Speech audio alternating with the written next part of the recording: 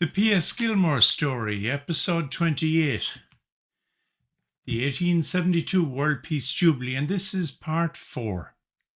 Welcome back, everyone, to this story about the gigantic World Peace Jubilee. But have you any idea why this is the right time to tell this story in this detail?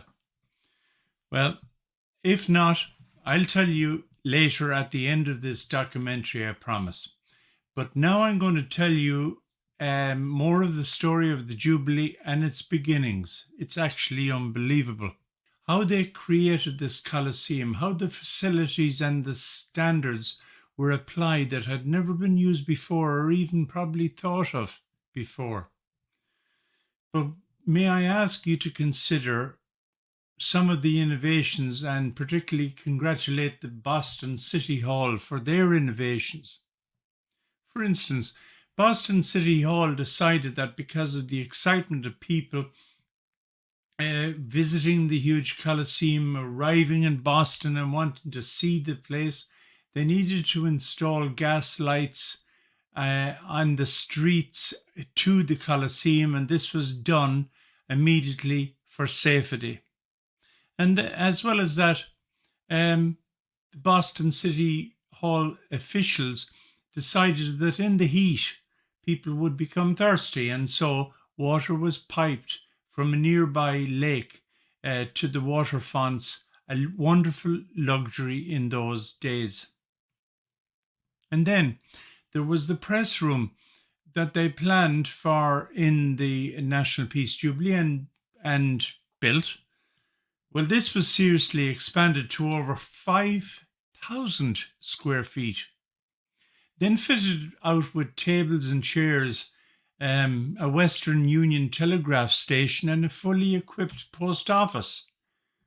Then it was finally decorated for the members of the press with pictures or coloured lithographs called prangs chromos. And then 5 huge writing tables, 25 feet long and 5 feet wide. And there were 12 individual telegraphs connecting that Jubilee to all parts of America and Europe. And in regards to the mail, it was delivered and received to the press room on the hour, every hour.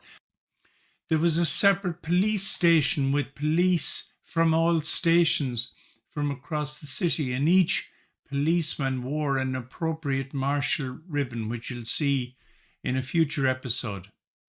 But as I stated in a previous episode, the Coliseum was outfitted with 2 fire station pumps, which could be hidden beneath the floor, as well as a nearby supply building for all firefighting equipment. And very much ahead of its time, smoking of cigars or pipes were banned within the building as a further precaution.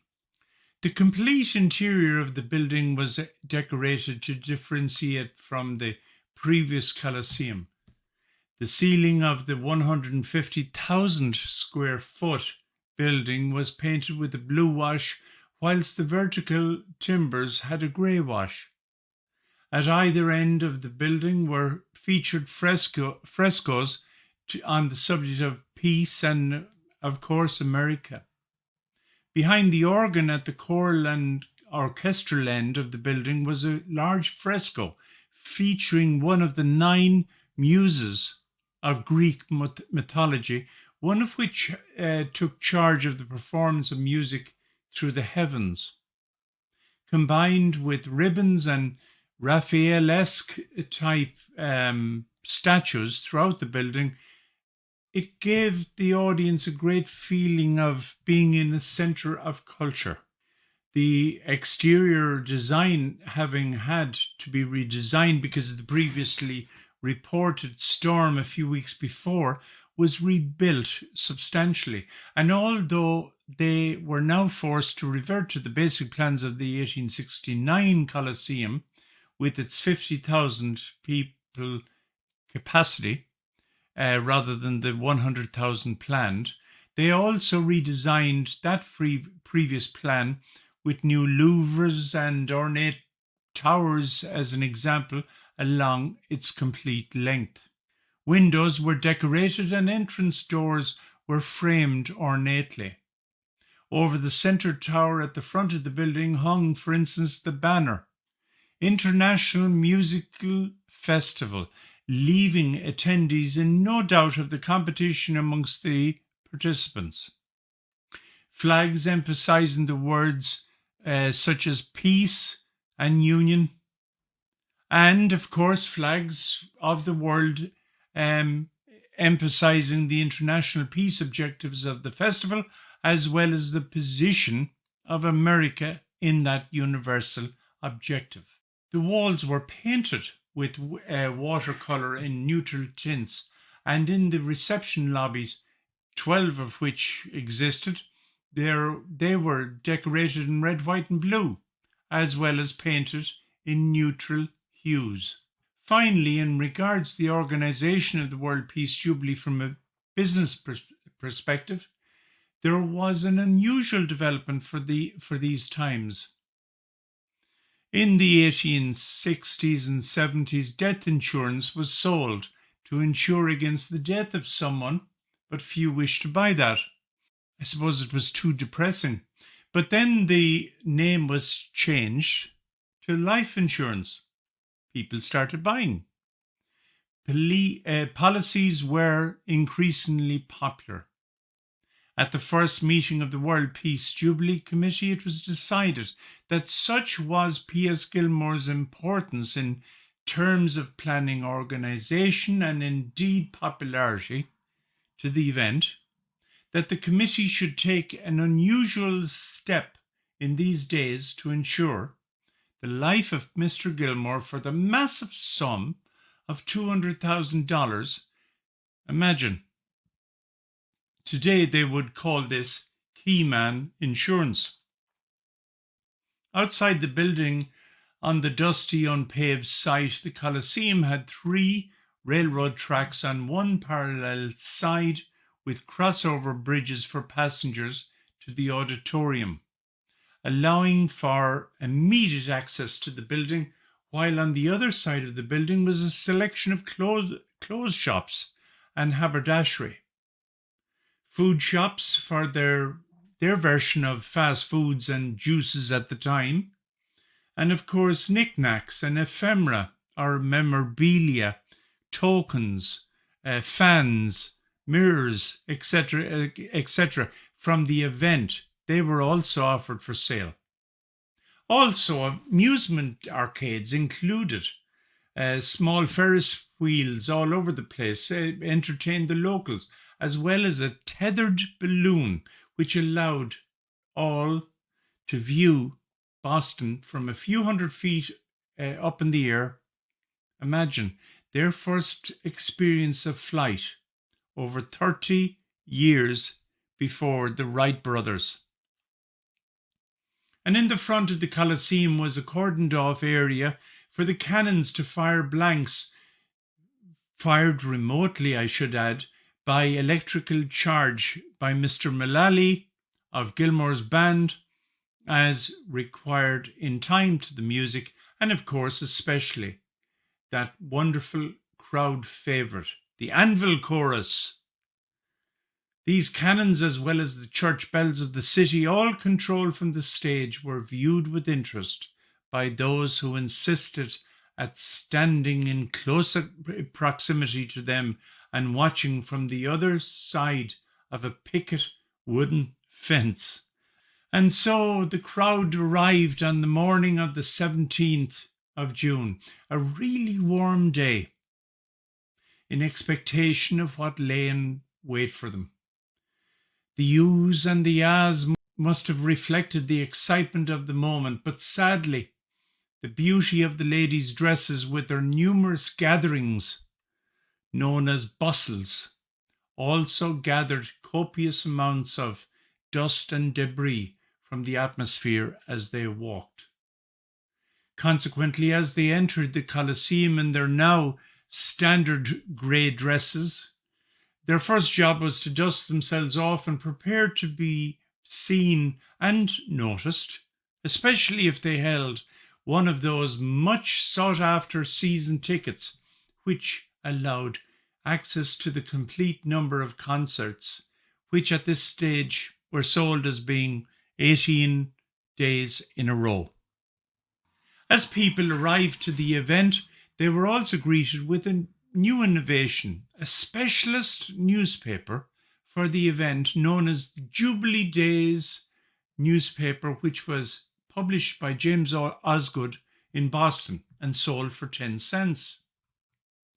That first issue featured the huge bass drum inside the Coliseum on its cover with the title, "A Big Thing," in brackets, "Hard to Beat." Inside the same issue, in another lithograph, it referred to Uncle Sam welcoming his foreign relations to the Jubilee. Some days it would outsell even the prestigious New York Times. Oh, and why is now an appropriate time that I should give this complete description of this great event, which has been mistold and ignored for so long? This is, imagine this, the 150th anniversary of Gilmore's World Peace Jubilee, and I hope you all enjoy the story. And so, to the first day, Monday, June the 17th, 1872, the Great National Day, or also alternatively called America Day. The gesture was not lost on the local populations when the Queen's representatives, the Royal Grenadiers, on the anniversary of Bunker Hill, now on American soil, performed their first piece of music, which was the American national air, a significantly symbolic contribution towards the idea of Jubilee, let us have peace. The Coliseum building held a rich collage of silks, satins, laces, ribbons, plumes, all of which gave an appearance of a gigantic field of exotic flowers. When the encore was given, the waving handkerchiefs all looked like the white caps on the ocean waves. The program was divided into part 1 and part 2, and part 1 comprised the compositions of composers Frank, Wagner, Costa, Liszt, Mendelssohn, Rossini, and Donizetti. Part 2 included the grand selection of favourite airs of England and America, played by the US Marine Band, led by Henry Fries, and the national air, Star Spangled Banner, full orchestra with military bands, bells, and cannons, with solo, again played by the US Marine Band.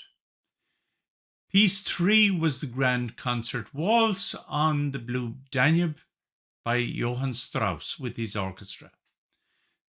Fourth piece, Il Trovatore Anvil Chorus with full orchestra, chorus, military band, drum corps, anvil, bell, and cannons, played by the members of the Boston Fire Department from Verdi.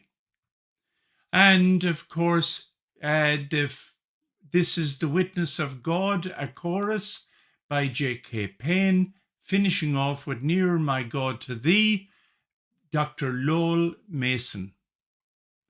The papers suggested that the Marine Band was immediately shown up against the Europeans for its lack of quality, although it did its best. Strauss's performance was amazing because of his use of the bow alternating with the instrument and as a baton, constantly changing from one to the other with grace and ease.